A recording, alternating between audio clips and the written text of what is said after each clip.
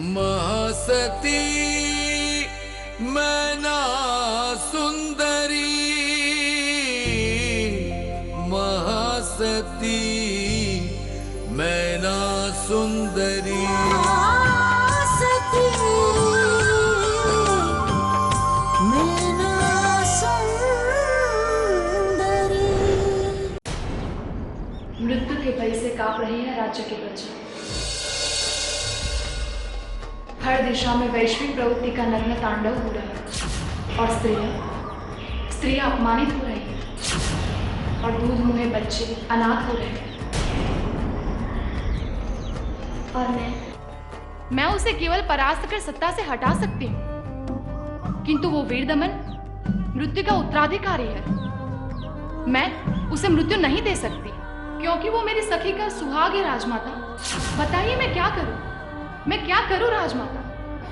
पुत्री, जब हम सब मानव के हाथ में कुछ नहीं होता है ना, तो केवल हमारे पास एक ही मार्ग बचता है, ईश्वर। सब उस पे छोड़ दो, वही उसे उत्तर देगा। नहीं राजमाता, प्रतीक्षा की तो समस्त राज्य को निगल जाएगा ये दानव। शीघ्र ही संगठित होकर उसे राज्य से खदेड़ना ही होगा और उसके लिए मैं भगवान के उत्तर की प्रतीक्षा नहीं कर सकती। मैं तुम्हारी दृढ़ इच्छा शक्ति को प्रणाम करती हूँ पुत्री, किंतु फिर भी मैं तुम्हें रोकना चाहती हूँ, क्योंकि वीर दमन रुष्ट और दुष्ट है। वो छल कपट में वरदहस्त है। अरे जो अपनी माँ समान भाभी के साथ छल कर राज्य छीन सकता है, वो किसी के प्रति दया कैसे कर सकता है? और अब तो राज्य की संपूर्ण सेना उसकी दास है, उसके एक आदेश पर नरसंहार के लिए तत्पर है। तुम उसकी शक्ति से नहीं टकरा सकती, क्योंकि तुम एक स्त्री हो पुत्री। दुर्गा और काली से देवता भी नहीं टकरा सके, तो ये दुष्ट वीर दमन का क्या अस्तित्व? नारी शक्ति से अभी तक उसका साक्षात्कार नहीं हुआ है राजमाता। अब होगा राजमाता। उसे इस राज्य को छोड़कर भागना ही होगा।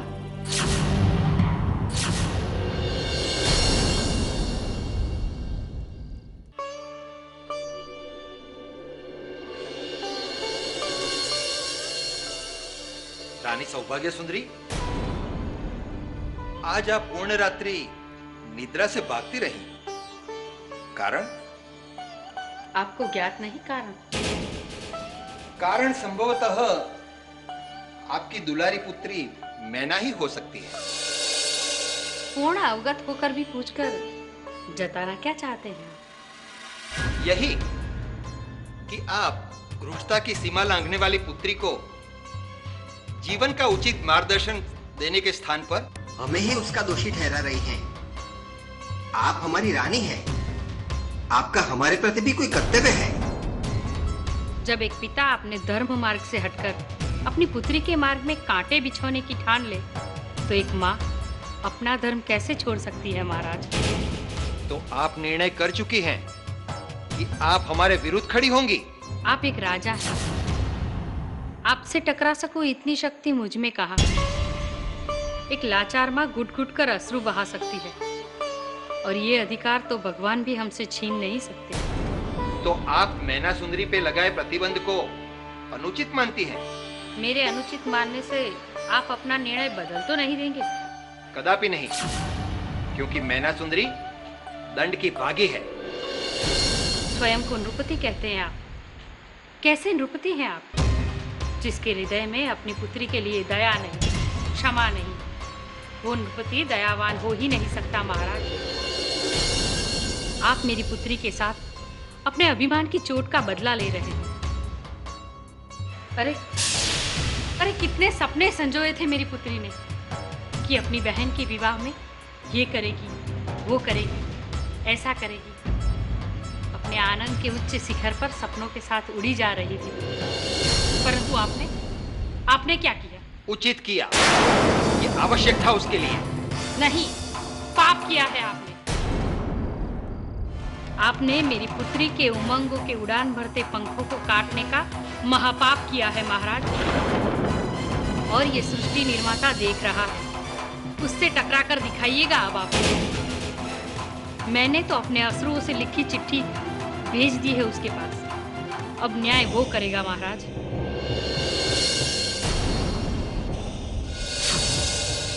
अब मैं एक निर्दयी राजा के सामने अपनी पुत्री के लिए दया की भीख नहीं मांगूंगी, कभी नहीं मांगूंगी। ये आप क्या कह रही है माता जी? हमने कहा था ना आपसे कि पिताजी निर्दोष है। ये जो भी हमारे साथ हो रहा है, ये सब तो हमारे भाग्य का कराया खेल है। फिर आप क्यों नहीं समझना चाहती हमारी बात? क्यों बारंबार पिताजी के हृदय को दुख दे रही हो? इस कठिन समय में उन्हें आपकी साथ की आवश्यकता है, और आप है कि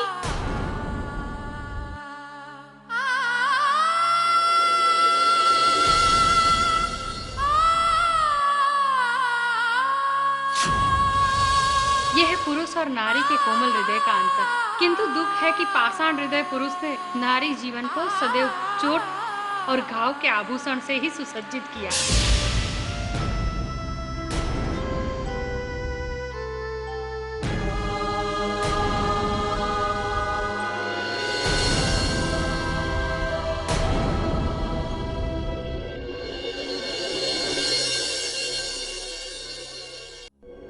तेजस्वनी, क्या हुआ? कहीं नारी सेना बनाने में असफल तो नहीं हो गई? नारी सेना बनाने में हम असफल भी हो जाते तो हमें लेश मात्र भी दुख नहीं होता रानी जी, क्योंकि आपकी ये दासी महाराज वीरदमन निर्दयी सम्राट की पूरी सेना को अकेले ही परास्त करने वाला कलेजा रखती है। तो फिर इस क्रोधाग्नि का कारण?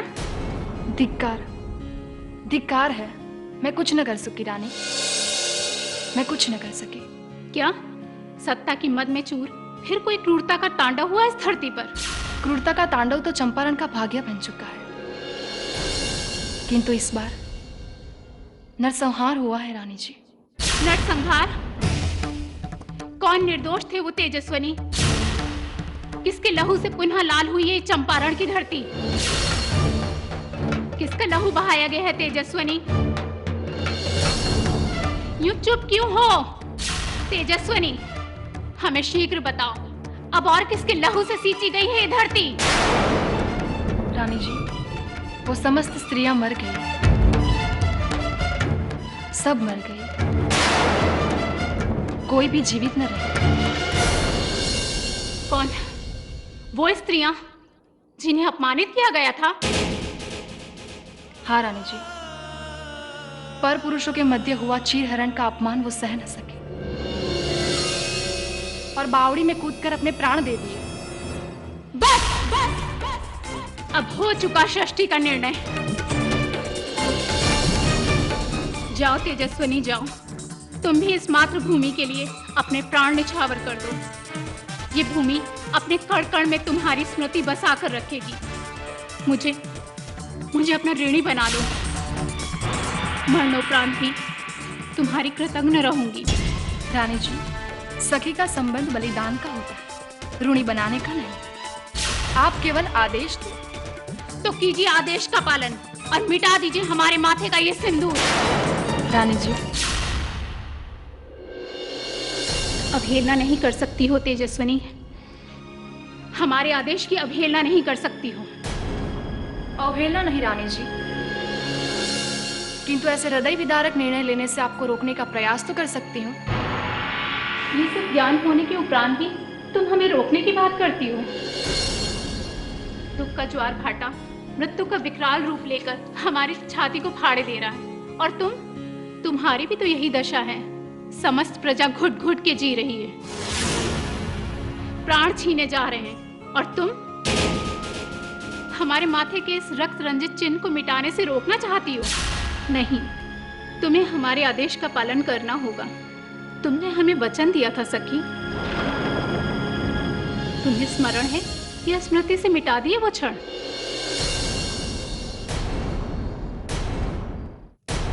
दुष्टों से चंपारण की धरती को मुक्त कराने का एक और वचन हम आज आपको देते हैं रानी जी।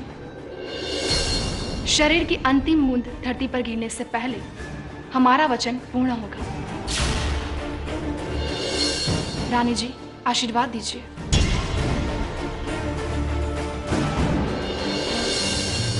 तेजस्वनी, तुम्हारे अंतर्मन में कोई दुविधा भय है तो कह दो। ये शुभ कार्य करने के लिए आज भी तुम्हारी रानी अच्छा में नहीं हुई है। शौर्य और वीरता के गीत आज भी हमारे हृदय में गूंज रहे हैं। रानी जी, आपका आशीर्वाद मिल गया है तो आप निश्चिंत रहो। हमारा वचन पूर्ण किए बिना ये शरीर निर्जीव नहीं होगा। आशीर्वाद।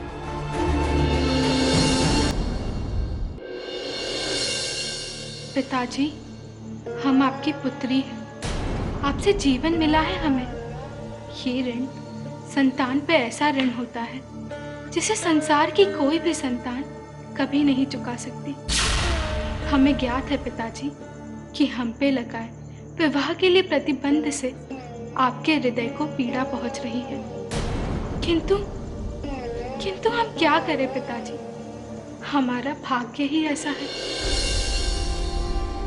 तुम्हारी कोई भी याचना हमारा निर्णय नहीं बदल सकती मैना सुंदरी, इसलिए इस वार्तालाप का कोई औचित्य नहीं।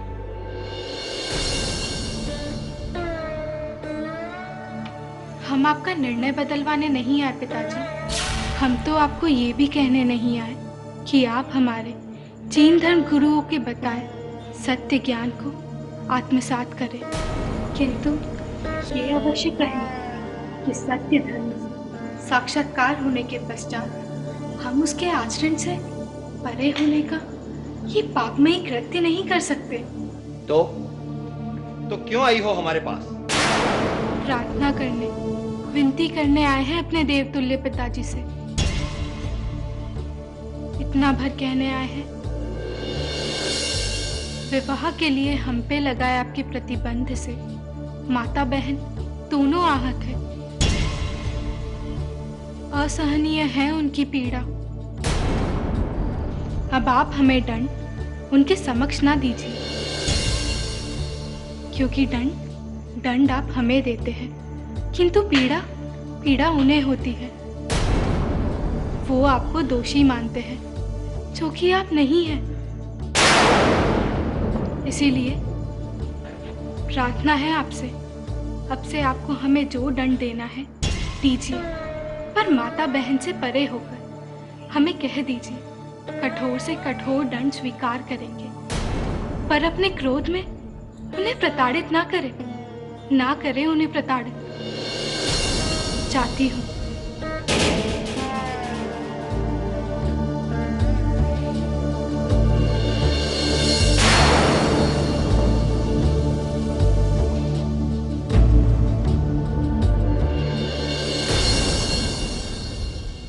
पुत्री, मैं मानती हूँ कि तुम सब बहुत शक्तिशाली हो, किंतु न जाने क्यों आप सब में मुझे अपनी पुत्रियां दिखती हैं। कहीं राक्षस वीर दमन से टकराते तुम्हें कुछ हो गया तो मैं सह न सकूंगी। आपके चरणों की इस धूल की सौगंध लेती हूँ मैं। अब मैं तेजस्विनी दुष्ट वीर दमन को केवल प्रताड़ित नहीं करूंगी, राज्य से निष्कासित नहीं करूंगी, मैं उसे केवल मृत्यु दंड दूंगी, मार डालूंगी उससे। ये मेरी सखी रानी जी का आदेश है। उनके मस्तिष्क पे लगा वीर दमन के नाम का रक्त रंजित चिन्ह धोना है मुझे। आज उसका अंत निश्चित है।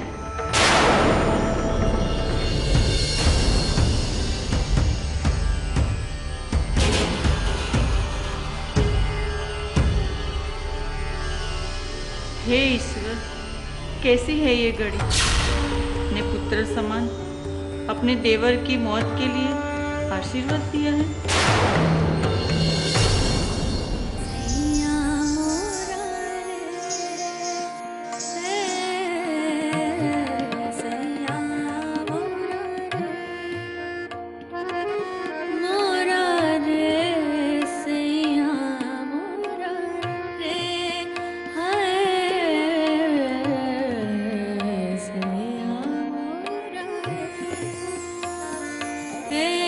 दिन रजनी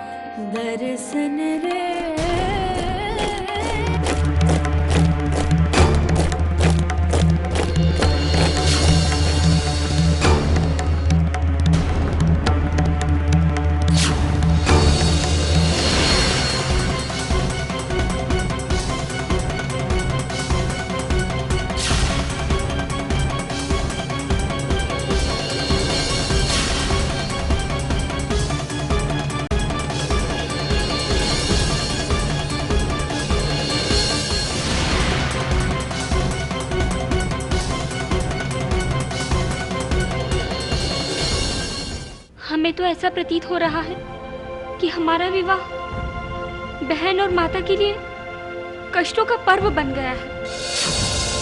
पुत्री, ऐसा न कहो पुत्री। विवाह का इससे क्या संबंध? सारा संबंध विवाह से ही तो है, और मीना को विवाह से ही तो रोका जा रहा है। पिताजी ने हमें अलग क्यों किया आपसे, आपको ज्ञात नहीं है। इसीलिए आप पिताजी को कठोर हृदय मान बैठी हैं। किंतु हमें दुख है कि जीजाश्री वर के रूप रंग में कैसे दिखेंगे, हम नहीं देख पाएंगे। और हाँ, हमारे बिना उनके चरण पादों का कौन छुपाएगा? नहीं माताजी, बारात लौटती है तो लौट जाए, किंतु हम साज श्रृंगार कराएंगे तो मैना से ही। मैना, कर ले तो अपनी इच्छा पूरी कर ले। तेरा प्रण था ना कि अपनी दीदी को वधू का सुंदर रूप तू देगी।